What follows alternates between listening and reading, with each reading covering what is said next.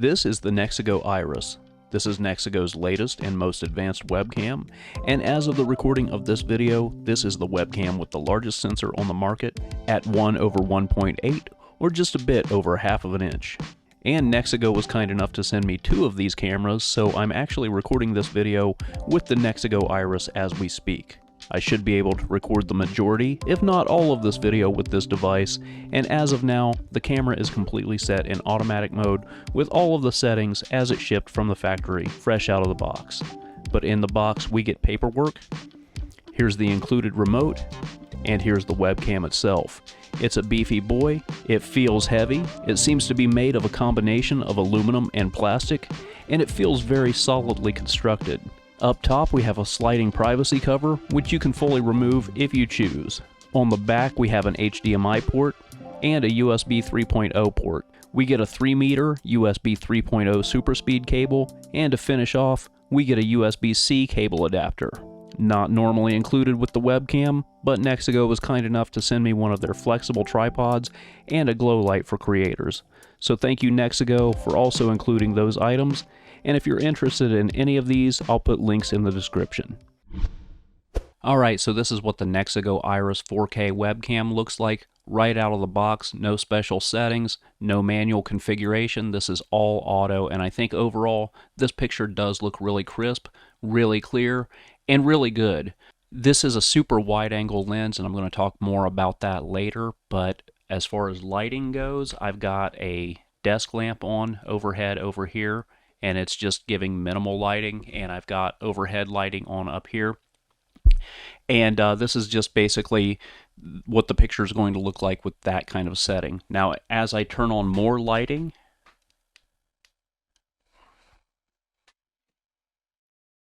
turning on my studio lights here, you can see that the picture starts to get blown out.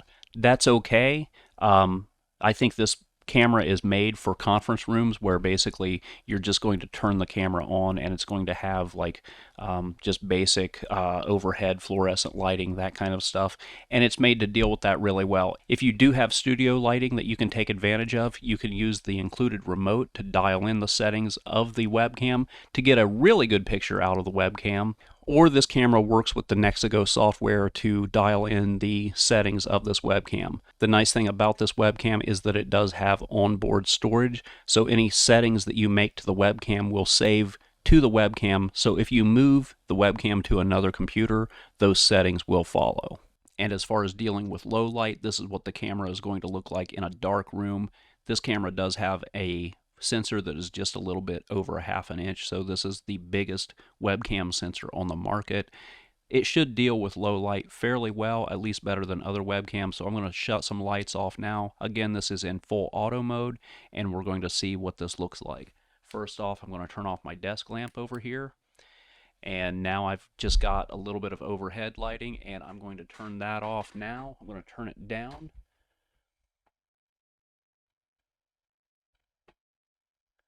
So this is very low lighting, and now I'm going to go completely off with the lights. And now we're in a completely dark room. The only thing I have in here are the PC monitors. And after tinkering with lighting, the built-in menu via the remote, and the Nexigo software, this is the image that I've settled on. Now you may want something different, and you have the power to do that with this webcam. You may want something with a higher sharpness, maybe more vibrance. You've got that option to do that between the remote and the Nexigo software. This device has both USB and HDMI output. I'm recording this with the USB output, and I've got the HDMI output fed into a Flint 4KP capture card right now. I'm going to switch over to the HDMI output via the capture card right now. And you can see there's a little bit of color change, but as far as video quality, I don't really see much difference at all. I'm going to go back to USB mode right now. Back to HDMI mode right now. Back to USB right now. And here are the two side by side. I'll give you a few seconds to look it over and see if you can guess which one is which.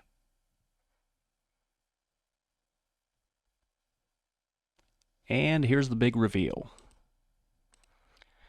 So, like I mentioned, I don't really see a big difference between the two. I think the HDMI may be a little bit more heavily contrasted, and that's about the only difference I can tell. Got to keep in mind that this could be qualities of the capture card. If you feed this into a better capture card, you might get a better image, though I suspect it wouldn't be much better than this. This is a pretty decent capture card. And if you feed it into a crappier capture card, you're going to get a crappier image. So this camera has a fixed focus lens, meaning that anything over 10 inches away and less than 7.5 feet away will all be in focus, whereas anything that is outside of that focal range is not going to be in focus. So you can take a look at that now. So you can see I'm in focus. This remote is in focus, but as I move the remote closer, it starts to fall out of focus. That could be a good thing or a bad thing, depending on what you're after. A fixed focus lens is extremely easy to use. You just turn it on and you're able to record the video. But if you want to really dial in and get a blurry background on some things, or use this for like a product showcase camera, this is possibly not the best camera for that.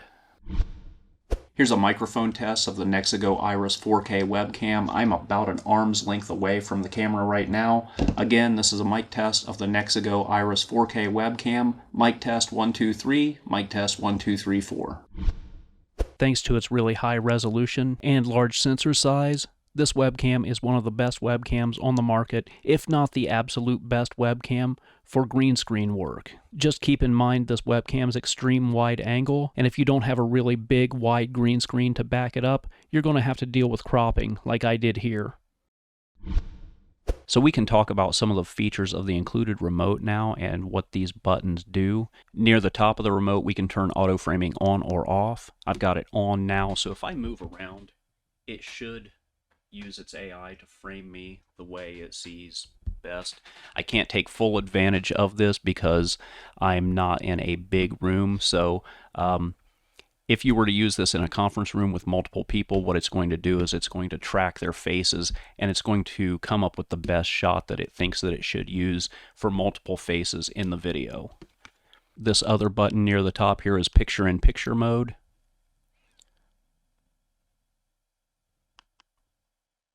These buttons with the magnifying glass are used to zoom the camera in and out manually, though it is a digital zoom.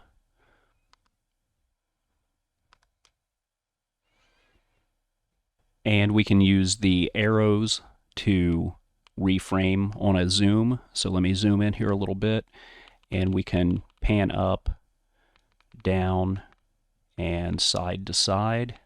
This is the menu button, which brings up the on-screen menu, and you also use this to go back to previous screens of the menu. Backlight compensation to turn on or off. This is the microphone mute button. You can use that to mute the onboard microphone of the webcam. And this button allows you to go through the different preset modes of the webcam. So we're in streaming mode now, low light mode, meeting mode, and I think the default is meeting mode. The home button quickly displays webcam info, and these numerical buttons allow us to set pre-configured presets to each button, and when we push that button we can bring up those presets. You can use this remote to zoom in and frame your shot and then set that as a preset. I'm going to do that now. So I'm going to set where I'm at right now as a preset. So I'm pushing this button here, and I'm going to set this to preset 1, and we can see it says set preset 1 up there, and I'm going to zoom in now and set another set preset 2. So now if I hit 1 on the number pad of this remote, it's going to go back to the number 1 preset. And if I hit 2, it's going to zoom back in and pan over.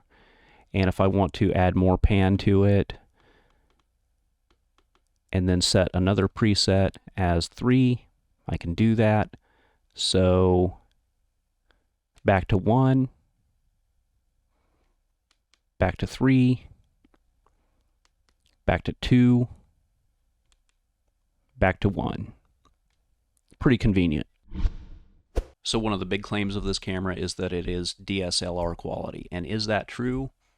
Yes, but let's put an asterisk right here. This camera comes close and possibly even beats DSLR quality under very specific circumstances. I say it matches or beats under very specific circumstances because there are just a lot of different DSLRs out there, so it's a fairly easy claim to make in some circumstances, but in other circumstances, it's not so easy. So I'm recording this with my Panasonic Lumix G7, and before you lose your mind looking at this image, I've got the camera set in intelligent auto mode. So the camera is doing what it thinks the image should look like, and this is what it's producing. And for comparison's sake, this is what the Nexigo Iris looks like in automatic mode with no manual settings applied under the same lighting. And as I said, it was circumstantial how the Nexigo Iris can compete with a DSLR or mirrorless camera. This is one of those circumstances. However, when you set the cameras in manual modes and start taking control of the settings of each camera, that's when the competition starts to fall apart. So when you start to configure the settings manually on both cameras, that's when the DSLR camera starts to pull ahead and starts to leave the Nexigo Iris in the dust. And I think at this point the question becomes not, is the Nexigo Iris of DSLR quality, but the question becomes, is it worth what you would pay for a DSLR? So I bought this Panasonic Lumix G7 back in 2019. I paid $479 for it, I believe, and it came with the kit lens. That's brand new. Now, because of a set of snowballing circumstances, tech prices have skyrocketed since then, and this camera, to buy it new with the kit lens, costs around $800. So like I said, the question becomes not, can the Nexigo Iris match a DSLR? The question becomes, do you want to pay $550 extra for this image as opposed to this one? And just keep in mind that $800 is just the starting point for an entry-level DSLR or mirrorless camera with a kit lens, provided that you're buying new. And we haven't even begun to talk about extras like an SD card and lenses. I'm shooting this right now on a 25mm f1.7, and this lens cost me around $150 in addition to the camera cost. And if you would want to use this setup as a webcam, you would have to invest in a capture card. A decent capture card is going to run you probably anywhere from $100 to $200, and that's just to get this image downgraded to 1080 into your computer, because this camera can only output through its HDMI at 1080p. So all total in 2022, to get this image right here into your PC, it's going to cost you about $1,200. To me, that's a lot of money, but to a professional photographer or videographer, that might be something that they scoff at. It just comes down to what's worth it to you. And probably a question on a lot of people's mind is, how does this camera stand up against the InstaLink 360? Well, let's take a look at it right now. I've got the Insta360 Link here on the left and the Nexigo Iris on the right, and it just comes down to which one do you prefer. I've tried to get them as close to each other as possible. I will say that the Nexigo Iris software control and the remote control makes things a lot easier for you to configure the image on the Nexigo camera than the Insta360 Link, because you do have a lot more options with the image control between the software and the remote. So that is something to definitely keep in mind if you're looking to use either of these cameras and you want to have fine control over the image. And here's a comparison shot between the Nexigo Iris and their previous premium model, the N970p. I've done my best to manually configure the N970p to look as good as possible under the same lighting as the Nexigo Iris, but this is what you can expect it to look like. And the upside is the N970p is much cheaper right now. So as far as my final thoughts on this camera, this comes with a little bit of a rant, and that is that this is a great camera, but it's got a lot of features that I don't really know that anybody have been asking for these features. I did a poll on my YouTube community tab asking what is the single most important factor to you when buying a webcam, and most people overwhelmingly agree that picture quality is king.